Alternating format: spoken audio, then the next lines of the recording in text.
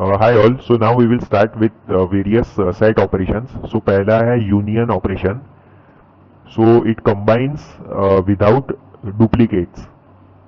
The union operation combines the tuples or rows from two relations and eliminates duplicates just like mathematical union of sets. तो हमने जो sets होते हैं उसमें concept पढ़ा था कि सेट ए और सेट बी अगर है और उसमें एलिमेंट्स है तो set A union set B हमें एक मतलब ए में जितने एलिमेंट्स है और बी में जितने एलिमेंट्स है सबको कंबाइन करेगा और हमें एक नया सेट आउटपुट में देगा. सो इधर भी सेम ही है. सो इसमें क्या होगा कि दो टेबल पर अगर आप यूनियन अप्लाई करते हो सो जो यूनियन ऑपरेशन है वो दोनों के रोज को कंबाइन कर देगा और इनकेस डुप्लीकेट्स आ रहे हैं मतलब डुप्लीकेट रोज आ रहे हैं उनको रिमूव कर देगा. तो ये तो सेट की प्रॉपर्टी ही है जिसकी वजह से वो डुप्लीकेट्स रिमूव हो जा रहे हैं. मतलब सेट में जितने भी एलिमेंट्स होते हैं वो यूनिक होने चाहिए. सो इसलिए union will combine the rows from two relations and eliminate duplicates. अब इसका सिंबल होता है आर यूनियन एस. तो आर और एस जो है वो रिलेशन नेम या टेबल नेम है. अभी एग्जांपल से समझते हैं. सपोज ये स्टूडेंट ए टेबल है और ये स्टूडेंट बी टेबल है. मतलब आप समझ सकते हो कि दो टेबल है which has all the rows of students. So student A में तीन रिकॉर्ड है, स्टूडेंट बी में भी स्टूडेंट बी में दो रिकॉर्ड है. सो अभी यूनियन ऑपरेशन में क्या होगा, ये सारे रिकॉर्ड्स एक ही टेबल में कंबाइन हो जाएंगे.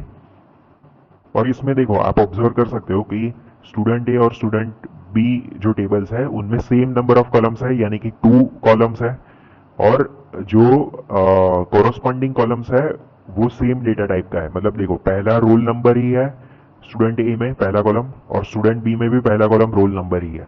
स्टूडेंट ए में दूसरा कॉलम नेम है और स्टूडेंट बी में भी दूसरा कॉलम नेम है और डेटा टाइप भी सेम ही रहेगा. ये हम कंसीडरेशन में ले ही लेंगे मतलब बाय डिफॉल्ट. तो अभी जब यूनियन होगा सो स्टूडेंट ए के तीनों रिकॉर्ड्स आ जाएंगे आउटपुट में और स्टूडेंट बी के भी दोनों रिकॉर्ड्स आ जाएंगे. लेकिन फाइनली देखो ये जो 3 स्नेहा रिकॉर्ड है ये बी में रिपीटिंग है. सो ये सिर्फ एक बार ही डिस्प्ले होगा, डुप्लीकेट एंट्रीज हमें नहीं मिलेगी आउटपुट में. तो देखो student A union student B. So we have 4 records, so 3 from student A and 1 from student B. So and duplicate record था जो 3 स्नेहा वो एक ही बार डिस्प्ले हुआ है. अभी इसका SQL इक्विवेलेंट है select roll number comma name from student A. मतलब हमने स्टूडेंट ए में से जो हमें कॉलम चाहिए थी वो सिलेक्ट कर ली. Union select roll number comma name from student B. अभी देखो ये जो है वो ओरेकल PL/SQL की SQL इक्विवेलेंट क्वेरी है. अभी ओरेकल PL/SQL में यूनियन कीवर्ड होता है मतलब बाय डिफॉल्ट होता है. सो आपको यूनियन अलग से लिखने की जरूरत नहीं होती. मतलब यूनियन की अलग से क्वेरी कोई बनाने की जरूरत नहीं होती. सो डायरेक्टली यूनियन कीवर्ड यूज करके आप ये क्वेरी फॉर्म कर सकते हो. Now by default union removes duplicates. अभी देखो हमने पढ़ा था यूनियन जो है वो डुप्लीकेट एंट्रीज रिमूव कर देगा. लेकिन अगर आपको डुप्लीकेट एंट्रीज रिटेन रखनी है तो आप ओरेकल PL/SQL में यूनियन की जगह पर यूनियन ऑल यूज कर सकते हो. सो सिंपली यहाँ पर हमें लिखना होगा select roll number comma name from student A union all select roll number name comma student B. तो उस केस में क्या होगा, ये 3 स्नेहा जो है ये 2 बार रिकॉर्ड डिस्प्ले होगा मतलब डुप्लीकेट रिमूव नहीं होगा.